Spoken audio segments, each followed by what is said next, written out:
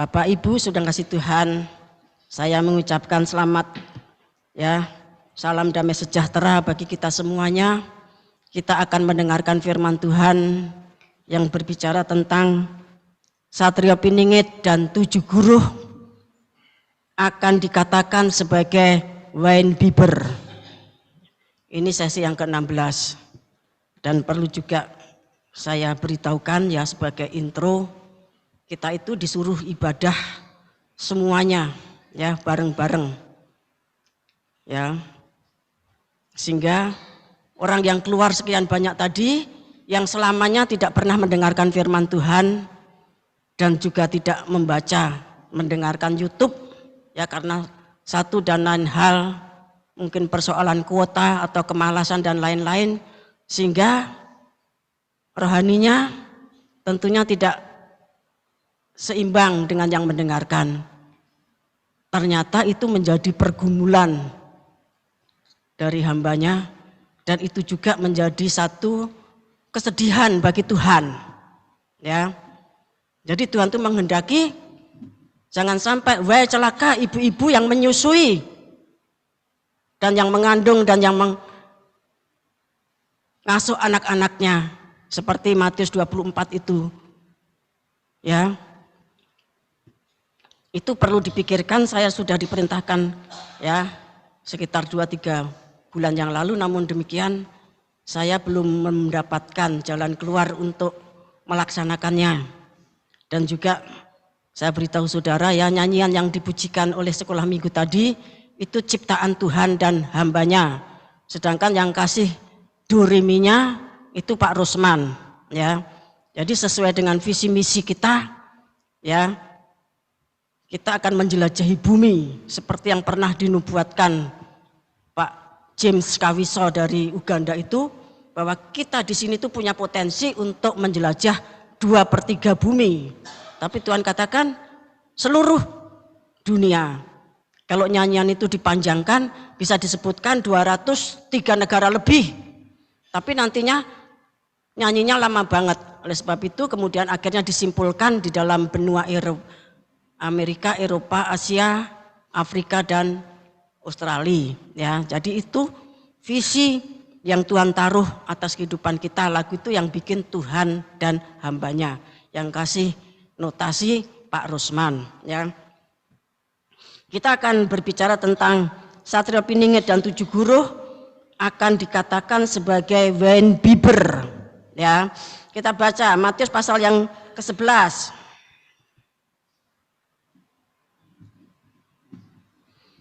Injil Matius pasal yang ke-11, kita baca ayat 16-19. Dengan apakah akan kuumpamakan angkatan ini? Mereka itu seumpama anak-anak yang duduk di pasar dan berseru kepada teman-temannya, kami meniup seruling bagimu tetapi kamu tidak menari, kami menyanyikan kidung duka tetapi kamu tidak berkabung. Karena Yohanes datang ia tidak makan dan tidak minum, dan mereka berkata ia kerasukan setan. Kemudian anak manusia datang, ia makan dan minum, dan mereka berkata, lihatlah ia seorang pelahap dan peminum, sahabat pemungut cukai dan orang berdosa, tetapi hikmat Allah dibenarkan oleh perbuatannya. Terima kasih. Ya, setelah kalau kita membaca dari ayat yang di atasnya, ya, setelah Tuhan Yesus itu menjawab kebimbangan, keraguan-raguan dari Yohanes Pembaptis, kemudian Tuhan itu berbicara kepada orang banyak, ya. Itu bisa dibaca ayat 7 ya, mengatakan bahwa tampaknya orang banyak tersebut justru berbantah-bantah di dalam hatinya, penuh perlawanan. Ketika Tuhan itu berbicara tentang Yohanes Pembaptis ya, Bapak yang kasih Tuhan, orang banyak itu diam, tapi mereka itu berbantah-bantah di dalam hatinya, penuh dengan perlawanan, sehingga Tuhan mengatakan atau Tuhan menyebut mereka itu sebagai angkatan yang jahat ya. Isi hati mereka itu dibongkar oleh Tuhan ya. Mereka menilai Yohanes sebagai orang yang rajin berdoa dan puasa, itu sebagai orang yang kerasukan setan. Jadi ketika Tuhan Yesus menceritakan tentang Yohanes Pembaptis, mereka itu justru mengatakan bahwa Yohanes Pembaptis itu karena dia rajin doa puasa, dia kerasukan setan. Sedangkan anak manusia datang Anak manusia itu artinya Tuhan Yesus ya. Ia makan dan minum. Dan mereka berkata, lihatlah seorang pelahap dan seorang peminum, sahabat pemungut cukai dan orang berdosa. Kita baca ayat yang ke-19 ini di dalam bahasa Inggrisnya. Mari Pak Guntur. The Son of Man came eating and drinking, and they say, behold, a man gluttonous and a winebibber and friend of publican and sinner. But wisdom is justified of the children. Ya, the Son of Man came eating and drinking, and they say, behold, a man gluttonous and a winebibber, ya, a friend of a publican and sinner, orang berdosa itu. But wisdom is justified of her children. Ya, jadi dikatakan, ya, a man gluttonous itu artinya orang yang pelahap, rakus. Mengatain Tuhan Yesus itu rakus. Ya, karena Tuhan Yesus ya tidak puasa. Waktu Tuhan Yesus puasa 40 hari, mereka tidak mengerti karena tidak dipublikasikan. Bapak yang kasih Tuhan, ya. And a winebibber, ya. Winebibber itu Bapak yang kasih Tuhan, peminum anggur. Jadi Tuhan Yesus dikatakan sebagai peminum anggur atau pemabuk atau a habitual drinker of alcohol, kebiasaan minum anggur, minum alkohol. Maknanya Bapak yang kasih Tuhan ya, orang Parisi dan orang Saduki, bahkan imam-imam, kepala imam-imam ya yang berada di bait Allah itu mengetahui, mereka tuh ngerti bahwa Tuhan Yesus itu dan murid-muridnya minum anggur dan makan roti minimal 3 kali seminggu. Kalau kita memaknai itu adalah perjamuan suci, Bapak yang kasih Tuhan ya. Jadi 3 kali seminggu itu pasti minum anggur dan makan roti. Ya, mungkin mendengar, mungkin melihat roti dan anggur itu dibeli, ya, sehingga mereka mengatakan, ya, anak manusia itu adalah winebibber. Winebibber itu peminum anggur, pemabuk, kasarnya begitu. Padahal itu yang dilaksanakan Tuhan itu adalah ya perjamuan suci yang dilaksanakan seminggu 3 kali itu minimal. Seperti yang Tuhan ajarkan juga kepada kita, ya, kita seminggu 3 kali perjamuan suci, ibadah meja roti, pelita emas dan mezbah dupa pada waktu itu, ya. Kita baca Matius 26 ayat 26 sampai 27, 29. Penetapan perjamuan malam. Dan ketika mereka sedang makan, Yesus mengambil roti, mengucap berkat, memecah-mecahkannya lalu memberikannya kepada murid-muridnya dan berkata, ambillah, makanlah, inilah tubuhku. Sesudah itu ia mengambil cawan, mengucap syukur lalu memberikannya kepada mereka dan berkata, minumlah kamu semua dari cawan ini, sebab inilah darahku, darah perjanjian yang ditumpahkan bagi banyak orang untuk pengampunan dosa. Akan tetapi aku berkata kepadamu, mulai dari sekarang aku tidak akan minum lagi hasil pokok anggur ini, sampai pada hari aku meminumnya, yaitu yang baru, bersama-sama dengan kamu dalam kerajaan Bapakku.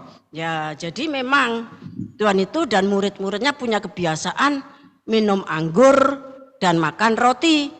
Itulah perjamuan suci, Bapak yang kasih Tuhan, ya. Sehingga orang Israel, orang Saduki, Parisi, para imam itu mengatakan dia itu peminum, pelahap. Ya, karena makan roti sambil minum anggur. Dikatakan winebibber, pemabuk. Ya, orang yang suka minum anggur. Kita akan baca Yohanes pasal yang ke-6. Kita baca ayat 55 dan seterusnya.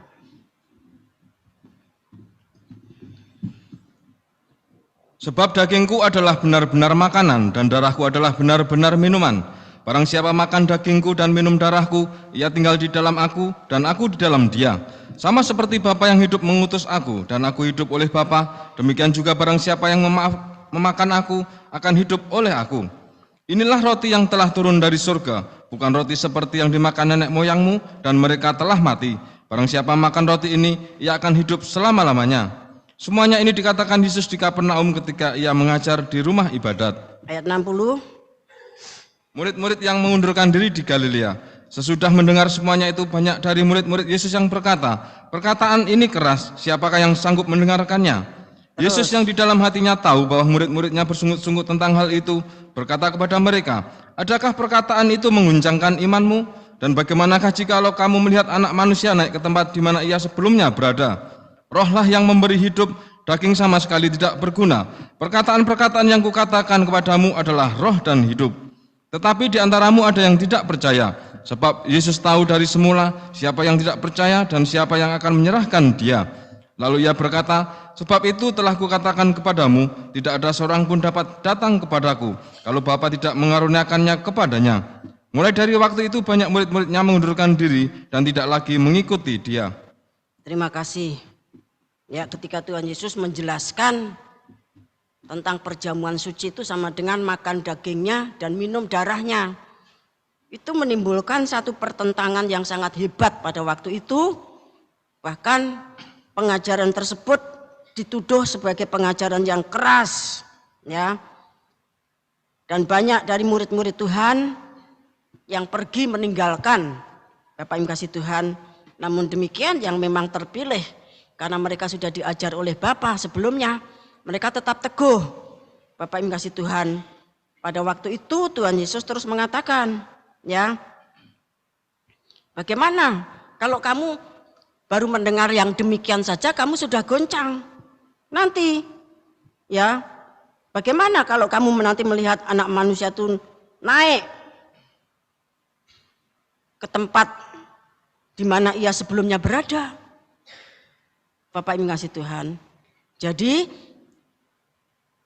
persoalan perjamuan suci itu pada awalnya begitu menimbulkan masalah, ya, baik bagi murid-murid maupun bagi orang Israel, terutama Saduki, Farisi dan imam-imam. Sehingga olehnya Tuhan Yesus itu dituduh sebagai wine bibber, tukang mabuk. Nah, karena tukang mabuk, maka mereka mengatakan bahwa Tuhan Yesus itu selalu dikelilingi oleh perempuan berdosa dan para pemungut cukai. Berkali-kali dikatakan demikian, padahal mereka itu adalah orang-orang sakit yang disembuhkan, domba-domba terhilang yang harus dicari dan diselamatkan. Ya, kita akan membaca Yesaya pasal 28. Yesaya pasal 28 ayat 7 dan 8. Tetapi orang-orang di sini pun pening karena anggur dan pusing karena arak. Baik imam maupun nabi pening karena arak, kacau oleh anggur, mereka pusing oleh arak. Pening pada waktu melihat penglihatan, goyang pada waktu memberi keputusan. Sungguh segala meja penuh dengan muntah, kotoran, sehingga tidak ada tempat yang bersih lagi.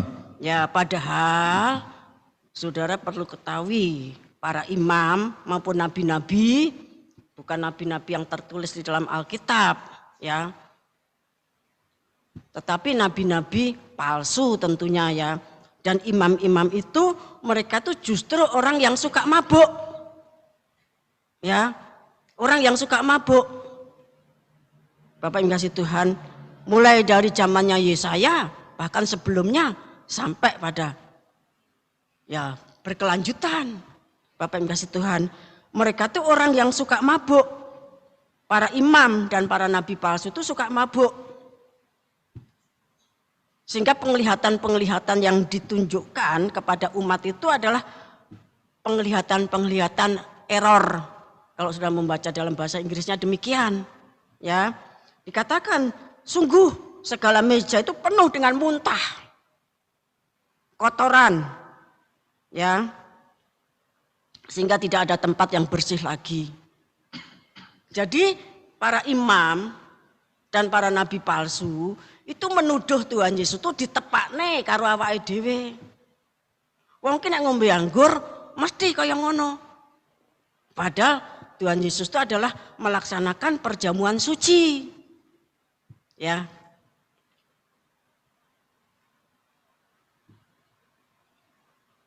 Kita baca Amsal Soleman pasal yang ke-23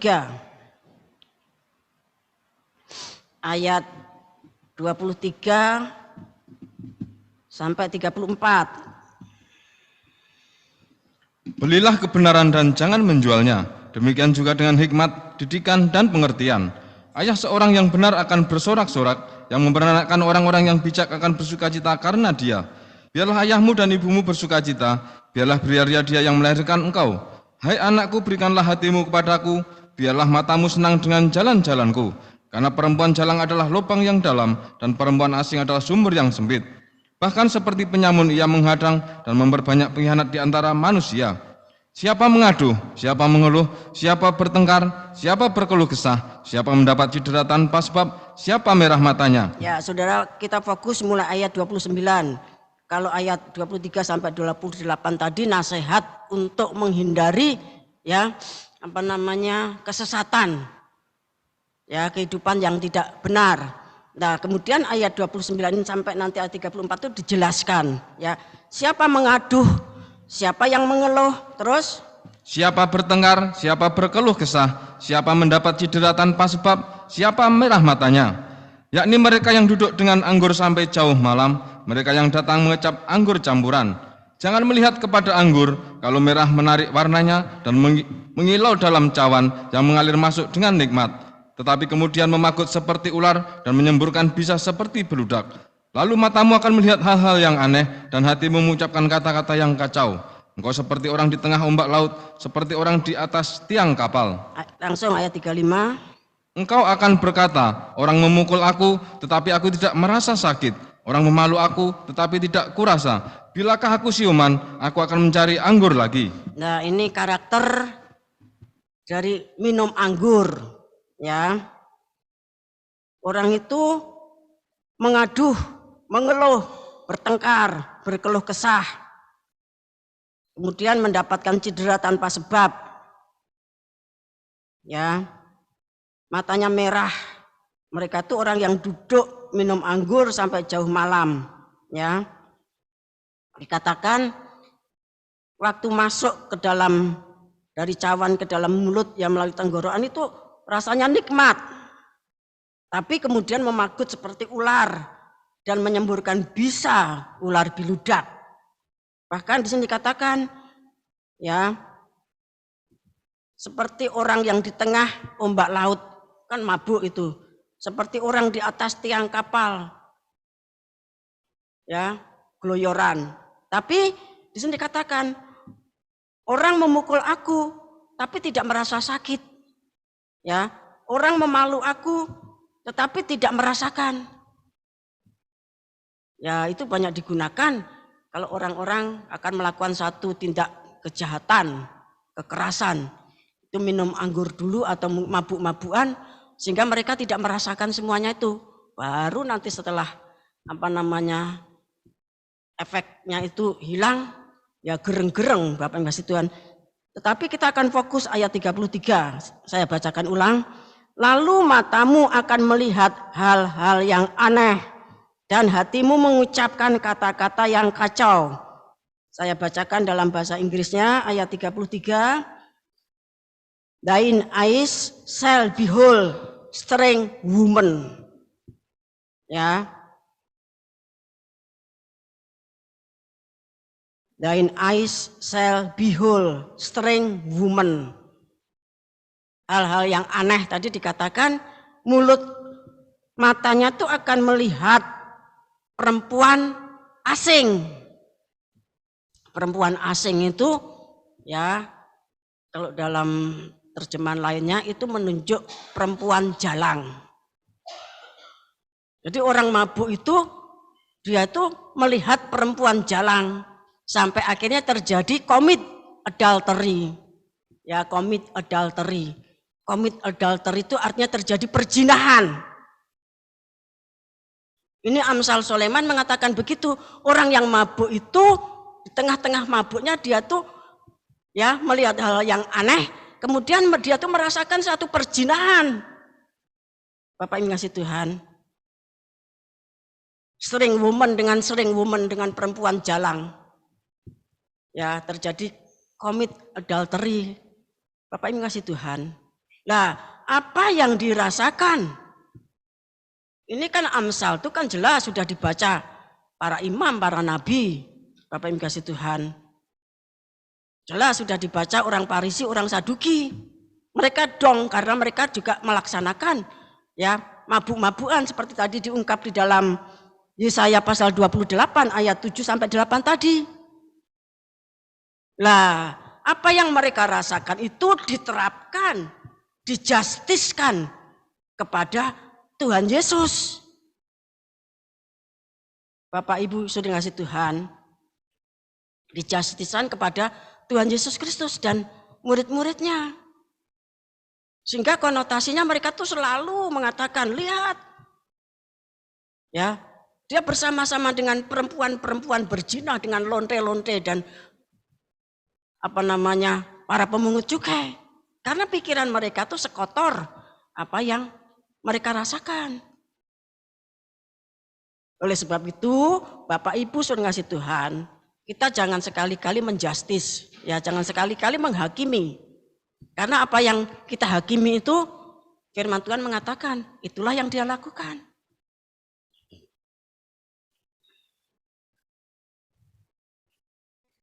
Jadi string woman itu bahasa Ibraninya sur, yaitu orang yang berbelok, orang yang for lodging, menginap. Kalau orang itu mabuk ya turunnya sanggon-gon, ya Bapak Masih Tuhan, nginepnya sanggon-gon. Hence to be a foreign, orang asing menjadi orang yang asing. String itu aneh atau ganjil, ya. Profan itu kotor, tidak senonoh. Itu commit adultery, melakukan perzinahan. Ya. Itu efek atau pengaruh dari mabuk anggur. Seperti yang ditulis oleh Raja Salomo, Bapak Ibu yang dikasihi Tuhan. Jadi imam-imam dan nabi-nabi, orang Farisi dan orang Saduki tadi menyamaratakan apa yang mereka alami untuk diterapkan, dituduhkan secara olok-olok dengan mengejek bahwa ya Tuhan itu Wayne Bieber, suka hal yang aneh-aneh. Kalau sekarang gitu Tuhan Yesus itu omongannya aneh, omongannya ya kacau, ya. Kalau bahasa sekarang begitu, ya tidak dikatakan Wayne Bieber, tapi dikatakan sebagai halu level dewa, ya. Tuhan Yesus itu halu level dewa karena dia mengatakan tadi, kalau kamu perjamuan suci saja sudah bingung, bagaimana nanti kalau kamu melihat anak manusia terangkat ke tempat dari mana dia berada sebelumnya. Kalau kamu melihat hal aneh seperti itu, Bapak Ibu yang dikasih Tuhan, sehingga orang pada waktu itu mengata-ngatai Tuhan Yesus itu sebagai Wayne Bieber, atau kalau di dalam ungkap bahasa sekarang gitu halu level dewa. Halu itu seseorang yang suka berkhayal atau berbicara mengenai hal-hal yang tidak terjadi atau tidak sesuai kenyataan. Halu itu artinya seperti itu, orang ngomong sesuatu yang atau ngomongannya itu seperti suatu khayalan ya, mengenai hal-hal yang tidak terjadi atau tidak sesuai kenyataan. Lah ketika Tuhan Yesus di dalam Yohanes pasal 6 tadi mengatakan pengajaran itu dikatakan orang keras. Bagaimana nanti kalau anak manusia itu terangkat dari bumi kembali ke tempat dari mana dia berasal? Itu kan belum terjadi. Omongannya Tuhan itu kan jelas halu banget. Bapak Ibu yang dikasih Tuhan. Nah, orang Farisi, orang Saduki pada waktu itu belum kenal istilah halu, ya, sehingga dikatakan dia itu seorang gelatanes, seorang pelahap dan seorang Weinbiber. Kalau ngomong orang mabuk itu kan ngaco. Ya. Kita baca Injil Yohanes pasal yang ke-8. Ayat 40 sampai 47.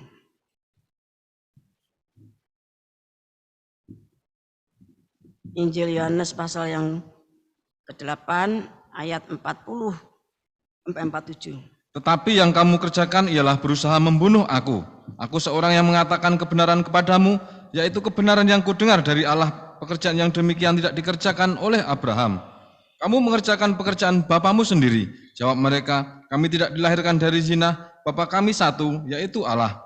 Kata Yesus kepada mereka, jikalau Allah adalah Bapamu, kamu akan mengasihi aku, sebab aku keluar dan datang dari Allah. Dan aku datang bukan atas kehendakku sendiri, melainkan Dialah yang mengutus aku. Apakah sebabnya kamu tidak mengerti bahasaku? Sebab kamu tidak dapat menangkap firmanku. Iblislah yang menjadi bapamu, dan kamu ingin melakukan keinginan-keinginan bapamu. Ia adalah pembunuh manusia sejak semula, dan tidak hidup dalam kebenaran, sebab di dalam dia tidak ada kebenaran. Apabila ia berkata dusta, ia berkata atas kehendaknya sendiri, sebab ia adalah pendusta dan bapa segala dusta. Tetapi karena aku mengatakan kebenaran kepadamu, kamu tidak percaya kepadaku. Siapakah di antaramu yang membuktikan bahwa aku berbuat dosa? Apabila aku mengatakan kebenaran, mengapakah kamu tidak percaya kepadaku? Barang siapa berasal dari Allah, ia mendengarkan firman Allah, itulah sebabnya kamu tidak mendengarkannya, karena kamu tidak berasal dari Allah. Ya, pada pikiran atau otak dan hatinya, Bapak Ibu Tuhan, para imam, Farisi, Saduki, dan orang Yahudi, Bapak Ibu Tuhan, karena dia menuduh Yesus itu adalah Weinbiber, maka firman yang disampaikan Tuhan itu dianggap orang ngomyang. Ya, firman yang dikatakan Tuhan Yesus itu orang ngomyang. Nah, di sini dikatakan mereka tidak mudeng firman Tuhan, sehingga dikatakan Tuhan Yesus itu ngomyang. Ngomongannya ngawur gitu. Padahal kita tahu dari Alkitab, yang ngomong itu kalau ngomong Tuhan Yesus seperti itu berarti mereka tuh anak iblis. Jadi terjadi peperangan. Seperti Kejadian pasal 3 ayat yang ke-15, Bapak Ibu kasih Tuhan. Mereka itu anak-anak iblis yang berusaha membunuh Tuhan Yesus. Dan memang hal tersebut terjadi demikian. Dan nanti puncaknya memang mereka itu membunuh Tuhan. Mematuk tumit dari benih perempuan. Bapak Ibu kasih Tuhan, kita lanjutkan ayat 48 sampai 59. Yesus sudah ada sebelum Abraham. Orang-orang Yahudi menjawab Yesus, bukankah benar kalau kami katakan bahwa engkau orang Samaria dan kerasukan setan? Nah, Tuhan Yesus dikatakan, kamu itu orang Samaria, kamu itu kerasukan setan. Ya, terus. Jawab Yesus, aku tidak kerasukan setan, tetapi aku menghormati Bapakku dan kamu tidak menghormati aku. Tetapi aku tidak mencari hormat bagiku, ada satu yang mencarinya dan dia juga yang menghakimi. Aku berkata kepadamu, sesungguhnya barang siapa menuruti firmanku, ia tidak akan mengalami maut sampai selama-lamanya. Kata orang-orang Yahudi kepadanya, sekarang kami tahu bahwa engkau kerasukan setan, sebab Abraham telah mati, dan demikian juga nabi-nabi, namun engkau berkata, barang siapa menuruti firmanku, ia tidak akan mengalami maut sampai selama-lamanya. Adakah engkau lebih besar daripada bapa kita Abraham yang telah mati? Nabi-nabi pun telah mati. Dengan siapakah engkau samakan dirimu? Jawab Yesus, jikalau aku memuliakan diriku sendiri, maka kemuliaanku itu sedikit pun tidak ada artinya. Bapakulah yang memuliakan aku. Tentang siapa kamu berkata, dia adalah Allah kami. Padahal kamu tidak mengenal dia, tetapi aku mengenal dia. Dan jika aku berkata, aku tidak mengenal dia, maka aku adalah pendusta, sama seperti kamu, tetapi aku mengenal dia dan aku menuruti firman-Nya. Abraham bapamu bersukacita bahwa ia akan melihat hariku dan ia telah melihatnya dan ia bersukacita. Maka kata orang-orang Yahudi itu kepadanya, umurmu belum sampai 50 tahun dan engkau telah melihat Abraham. Kata Yesus kepada mereka, aku berkata kepadamu, sesungguhnya sebelum Abraham jadi, aku telah ada. Lalu mereka mengambil batu untuk melampari dia, tetapi Yesus menghilang dan meninggalkan bait Allah. Ya, kalau sudah cermati, ya, perkataan Tuhan Yesus itu memang halu sehalu-halunya. Dia dikatakan, ya, dia kenal Abraham. Bahkan sebelum Abraham ada, aku tuh sudah ada. Kalau itu dibicarakan di bumi, di tengah-tengah orang yang tidak mudeng, Bapak Ibu Tuhan, ya Tuhan Yesus itu tuduh orang Samaria kerasukan setan, ngomeang. Tapi apakah betul yang seperti itu? Karena memang dia itu ada, dia itu firman yang menjadi daging, dia itu pencipta langit bumi seisinya. Sebab itu jelas dia ada sebelum Abraham. Bahkan ketika Tuhan Yesus mengatakan, ya, aku mengenal Allah, dia itu adalah Bapakku. Ya. Jadi, Bapak Ibu Tuhan, karena dia berbicara tentang Bapa yang di surga, sedangkan orang Israel, orang Yahudi itu menyebut Yahweh saja tidak berani. Sehingga karena dianggap terlalu suci untuk diucapkan, sehingga diganti dengan Adonai. Ya. Kok Tuhan Yesus ngaku Yahweh itu Bapakku? Kalau umpamanya itu terjadi di tengah-tengah kita belum mudeng apa-apa. Bapak Ibu, tentu kita juga akan ngamuk seperti orang Yahudi. Orang Yahudi, orang Israel itu kan menyebut Yahweh saja itu tabu. Karena terlalu suci untuk diucapkan. Sehingga diganti dengan sebutan Adonai atau Tuan. Ya, Adonai Elohim. Adonai itu Tuan. Tuan Elohim. Jadi Tuan Tuhan. Lah kok Tuhan Yesus tuh enggak nyebut Adonai, malah nyebutnya dia itu Bapakku. Ya. Sampai orang Yahudi marah. Umurmu tuh belum sampai 50 tahun. Kan tentu umurnya Tuhan sekitar 30 tahunan. Kok kamu ngomongnya kenal Abraham? Wos ngaco tenan iki. Ya. Kowe kondo. Yahweh itu Bapakku. Halunya keterlaluan. Bapak yang kasih Tuhan. Bahkan ketika Tuhan Yesus mengatakan, ya, rombak bait Allah ini, aku akan membangunnya 3 hari. Orang Israel itu soyong ngamuk banget, Bapak yang kasih Tuhan. Umpamanya ada orang ngomong dari luar, ya, rombak gereja ini aku tak bangun 3 dino. Saudara di sini mesti ngamuk kabeh, padahal gereja ki elek. Kalau dibandingkan bait Allah yang dibangun Salomo itu, yang kemudian dipugar lagi, dibangun oleh Zerubabel, diperbaiki terus oleh Herodes. Rombak. Umpamanya ada salah satu di sini anak kecil gitu ya, masih remaja begitu. Ya. Kaleb atau Ipen itu rombakan. Tak bangunnya tolong dino medik. Saudara yang tua tuh, oh kowe iki kentir, kowe iki halu, kamu itu ngomiang. Ya bengi mabuk neng ndi to? Mesti seperti itu, Bapak yang kasih Tuhan. Ya. Nah, demikian juga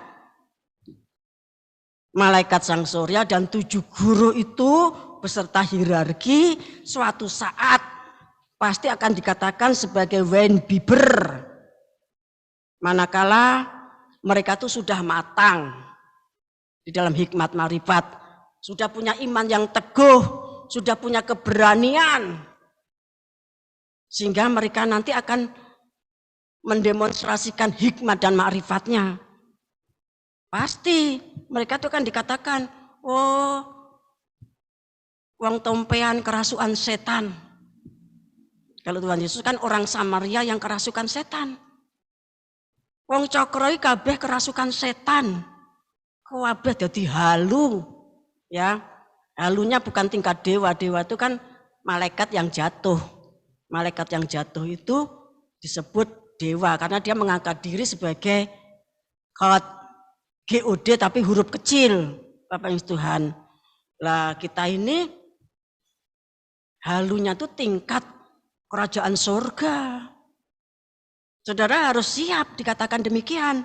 Kita baca 1 Korintus pasal yang kedua. Ayat 18 mulai. Maksud saya 1 Korintus pasal 1 ayat 18.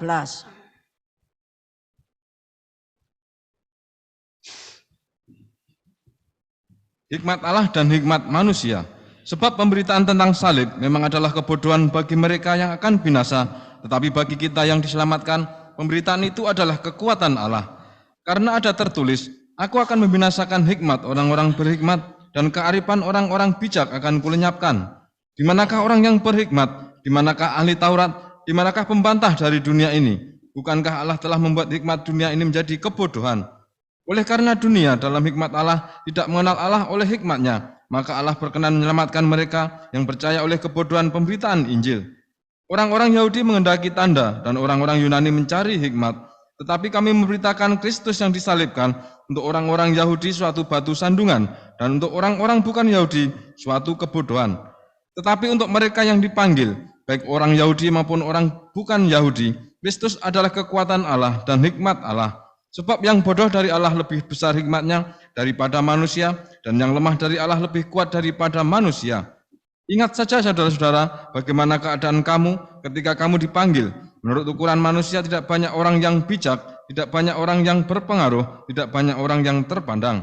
Tetapi apa yang bodoh bagi dunia dipilih Allah untuk memalukan orang-orang yang berhikmat, dan apa yang lemah bagi dunia dipilih Allah untuk memalukan apa yang kuat. Dan apa yang tidak terpandang dan yang hina bagi dunia dipilih Allah, bahkan apa yang tidak berarti dipilih Allah untuk meniadakan apa yang berarti. Terima kasih. Itu tadi kekuatan salib.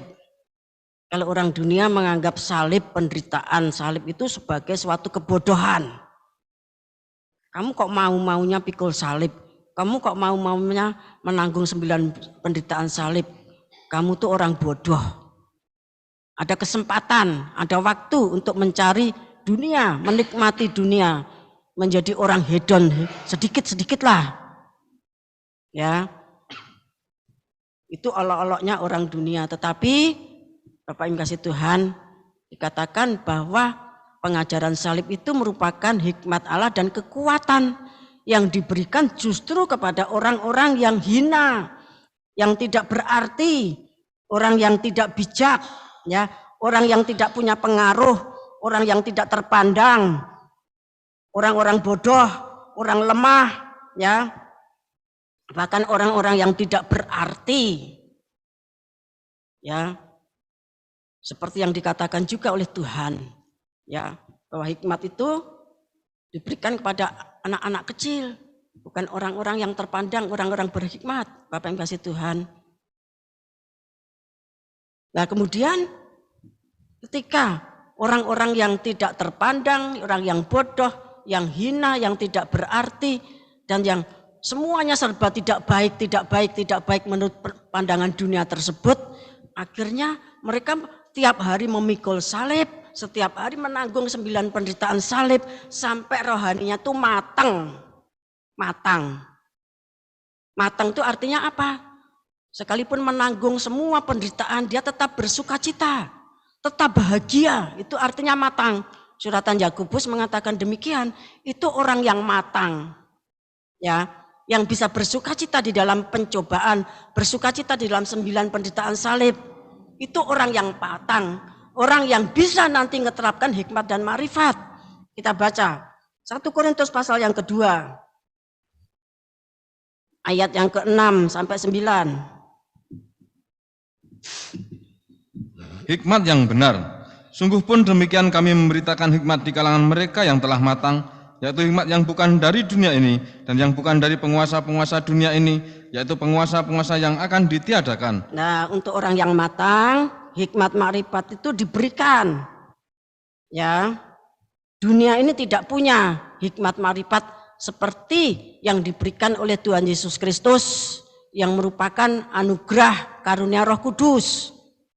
Bapak yang kasih Tuhan, ya, dunia ini tidak punya, bahkan penguasa dunia ini juga tidak ngerti, tidak dong. Terus ayat yang ke-7, tetapi yang kami beritakan ialah hikmat Allah yang tersembunyi dan rahasia, yang sebelum dunia dijadikan telah diserahkan Allah bagi kemuliaan kita. Nah, hikmat ini yaitu hikmat Allah yang tersembunyi, the wisdom of God in a mystery. Misteri itu artinya kegaiban.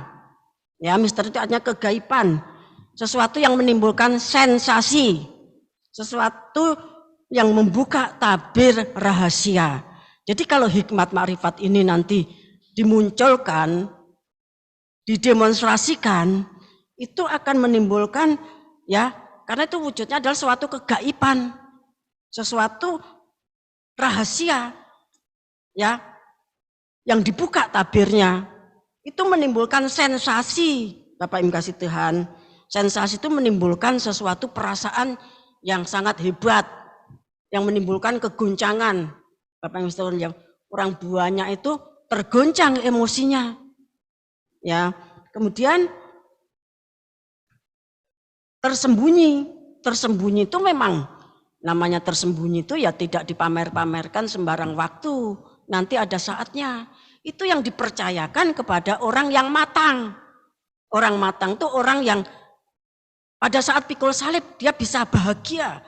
Pada saat menanggung 9 penderitaan, mempelai, mengalami penyiksaan, penganiayaan, penindasan, kelaparan, ditelanjangi itu dipermalukan.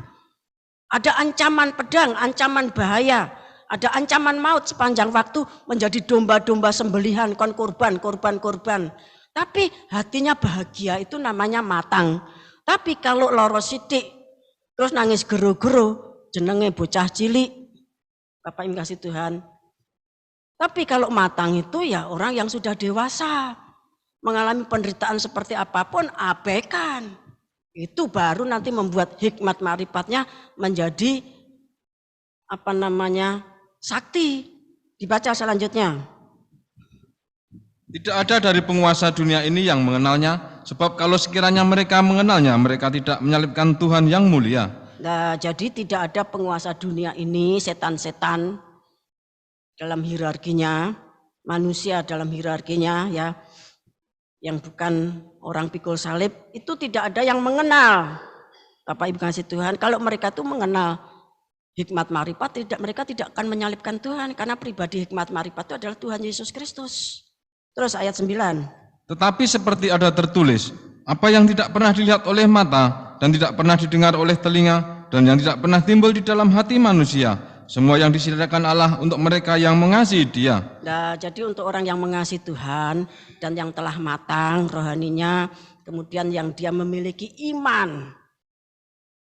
Seperti waktu Tuhan berbicara tentang pohon ara yang dikutuk itu, ya, kalau kamu punya iman, kamu bisa berkata apapun. Dan kalau kamu berdoa, kamu tuh harus punya. Seolah-olah apa yang kamu minta itu sudah menjadi kenyataan. Sekalipun pada waktu itu belum. Tapi semuanya itu sedang dikirimkan oleh Tuhan. Kalau kita punya iman seperti itu, bahkan kita juga sudah mengalami penyucian dan pendamaian. Karena orang bermakrifat itu menjadi efektif, menjadi sakti, menjadi bertuah itu karena penyucian dan pendamaian. Kalau tidak ada penyucian dan pendamaian, makrifatnya tumpul. Lah kalau sudah itu terjadi, maka Bapak Ibu kasih Tuhan, apa yang tidak pernah dilihat mata. Banyak orang sedunia orang tahu ndelok. Tapi orang yang matang tadi melihat, ya. Orang sedunia tidak pernah mendengar, tapi orang yang matang rohaninya tadi mendengar. Bapak Ibu kasih Tuhan, orang sedunia ya yang tidak mengenal hikmat makrifatnya Kristus, ya. Hatinya tuh isinya segala keinginan duniawi seperti Injil Matius pasal 15 itu. Tetapi orang yang matang, isi hatinya itu adalah hikmat makrifat. Segala sesuatu yang tidak ada di hatinya orang ada di hatinya dia. Segala sesuatu yang tidak didengar orang, dia dengar. Yang orang tidak melihat, dia melihat. Nah, kalau itu diceritakan, Bapak Ibu kasih Tuhan, saatnya saudara mendemonstrasikan, menyampaikan, menyatakan, karena kita hierarki sudah matang, sudah punya iman, dan nomor 1 punya keberanian. Maka saudara akan menceritakan apa yang saudara dengar, orang lain tidak dengar. Apa yang saudara lihat, orang lain tidak lihat. Apa yang ada dalam hatimu, di hatinya orang tidak ada. Lah itu menimbulkan satu sensasi, menimbulkan satu keadaan di mana Bapak Ibu yang dikasih Tuhan, orang akan bersikap seperti orang pada zamannya Tuhan Yesus. Kamu memang orang Samaria, kamu itu sedang kerasukan setan, makanya kowe ngomyang. Ya. Jadi hierarki ya malaikat sang surya dan 7 guru harus tahu hal ini. Ya, harus tahu hal ini, dan saudara tidak usah menjadi risau, galau, marah kalau orang ngomong apapun. Justru kita harus berterima kasih terhadap orang yang mengata-ngatain demikian. Karena dengan orang itu ngomong kita jadi terkenal. Bapak kasih Tuhan, seperti waktu Injil, maksud saya Wahyu pasal 11 ayat 1-2 disampaikan. Kemudian terjadi masalah besar karena ada jemaat yang menyampaikan ya kepada umum. Waktu itu masih di Gandean, saya katakan rasa nesu, rasa ngamuk, matur nuwun. Ya, terima kasih karena dengan itu kita terkenal elek-esek, bareng wis diselidiki, oh ternyata benar. Nah demikian juga dengan masalah yang macam-macam. Dikatain apapun tidak usah marah, ora usah gondok, ora usah ngelabrak. Tuhan Yesus tuh ora tau ngelabrak rono rene, ya. Tuhan Yesus tuh dikatain wong Farisi begini orang ngelabrak, disalib pun seperti domba yang dibawa ke pembantaian, tidak membuka mulutnya, diam. Ya. Ora usah ngelabrak, rasa nesu, rasa gondok. Justru terima kasih, matur nuwun karena kamu saya terkenal. Ya. Nah demikian juga kalau kita dikatakan sebagai Wayne Bieber, dikatakan sebagai orang yang ngomyang, dikatakan sebagai orang yang halunya tingkat dewa atau tingkat ya dewan musyawarah atau tingkat terok-terok tingkat Tuhan Yesus, tidak usah marah. Terima kasih. Matur nuwun. Dengan setulus hati, Bapak Ibu Tuhan, karena itulah yang dialami Tuhan Yesus dan kita berterima kasih. Nah demikian juga malaikat sang surya, 7 guru dan semua hierarki itu kalau diperlakukan seperti itu rasa ngamuk, rasa ngelabrak. Berjalan terus sebagai domba yang berjalan ke pembantaian, artinya untuk siap dikorbankan.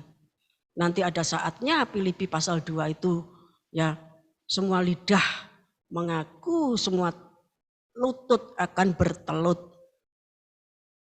Ada saatnya, kalau sekarang itu sedang lagi dibelah, ya kalau keroncalan terus belayu ya rasido dibelah. Bapak Tuhan, kalau kita menjadi domba-domba sembelihan sedang disembelih, terus diolok-olok, kamu tuh domba yang tidak layak, kamu tuh domba wedhus edan.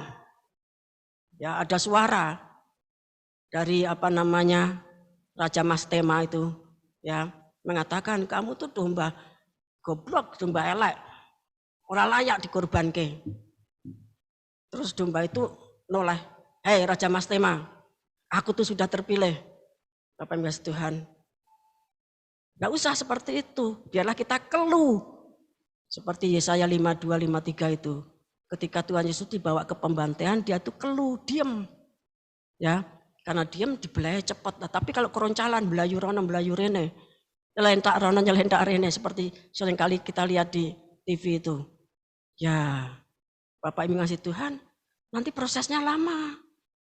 Kalau belayu-belayu ngoyak, ngejar semua orang yang ngolok-olok, orang situ dibelah.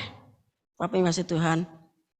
Nah, jadi apapun yang terjadi dalam hidup kita, apapun orang katakan tentang hidup kita, ya, apalagi berkaitan dengan hikmat marifat pada saat apa yang kita dengar, orang lain tidak mendengar, apa yang kita lihat, orang lain tidak melihat, apa yang ada dalam isi hati kita, orang lain isi hatinya bukan demikian, tidak usah takut, bersyukur, karena memang kita ini orang bodoh, orang yang tidak mulia, orang yang hina, tidak berpengaruh, tidak berarti, tapi dikasih perkara yang hebat. Karena apa? Karena pikul salib, karena pengajaran salib.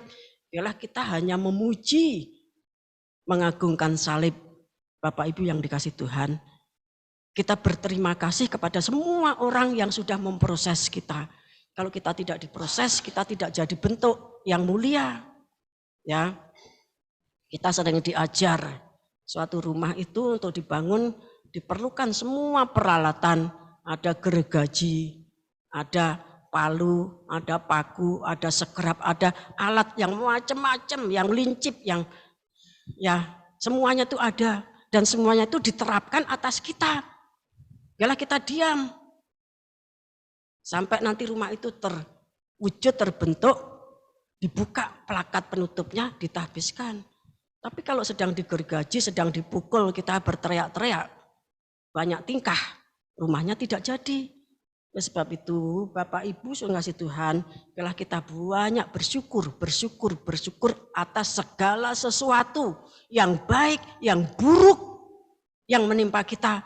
Kita percaya bahwa yang melakukan, mengerjakan semuanya itu Tuhan. Tuhan bisa pakai siapapun juga. Kita baca Yohanes pasal 14. Ayat 10 sampai 14. Tidak percayakah engkau bahwa aku di dalam Bapa dan Bapa di dalam aku? Apa yang aku katakan kepadamu, tidak aku katakan dari diriku sendiri, tetapi Bapa yang diam di dalam aku, dialah yang melakukan pekerjaannya. Ya, jadi kalau orang itu percaya, yang diam di dalam diri kita masing-masing itu Bapa, yang diam di dalam diri kita masing-masing itu Roh Kudus. Seperti 1 Korintus 3 ayat 16, 1 Korintus 6 ayat 19, hidup kita ini bait Roh Kudus. Ing telenging ati kang suci itu dampar palenggahane Gusti. Sehingga kalau di sini itu Tuhan, ya Tuhan itu jelas dia tuh kan memberitakan perkara-perkara yang ajaib, perkara-perkara yang dahsyat. Terus, percayalah kepadaku bahwa aku di dalam Bapa dan Bapa di dalam aku, atau setidak-tidaknya percayalah karena pekerjaan-pekerjaan itu sendiri. Aku berkata kepadamu, sesungguhnya barang siapa percaya kepadaku, ia akan melakukan juga pekerjaan-pekerjaan yang aku lakukan, bahkan pekerjaan-pekerjaan yang lebih besar daripada itu, sebab aku pergi kepada Bapa.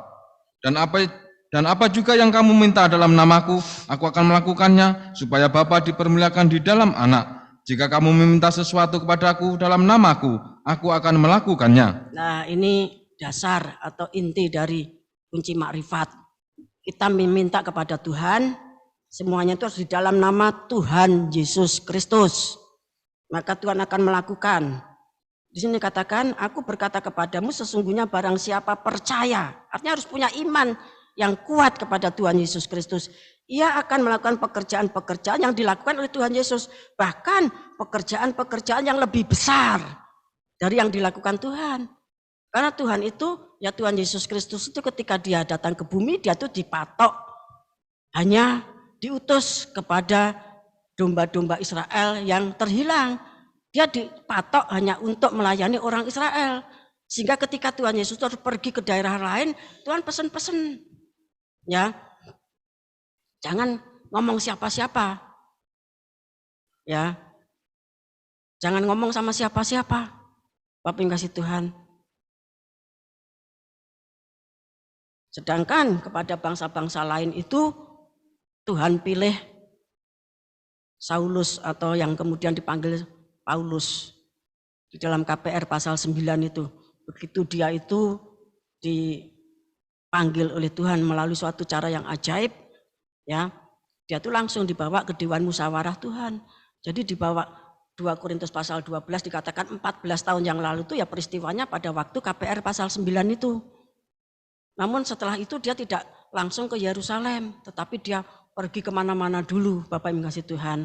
Ya, baru setelah 14 tahun dia, ya, 2 kali dia ke Yerusalem. Bapak Ibu yang dikasih Tuhan, jadi kita itu tidak usah takut kalau kita diolok-olok, kalau kita dikatakan apapun juga. Karena yang ada di sini itu memang tidak pernah didengar orang, tidak pernah dilihat orang, tidak pernah ada di dalam hatinya orang. Tetapi kita diberi karena kita pikul salib dan karena kita matang di dalam 9 penderitaan salib. Dan kita berdiam diri seperti anak domba yang keluh sekalipun kita dibawa ke pembantaian. Semoga kiranya saudara semuanya diberkati Tuhan, semakin memahami, semakin matang di dalam hikmat dan makrifat. Kita akan pujikan satu pujian, Yesaya 5:23.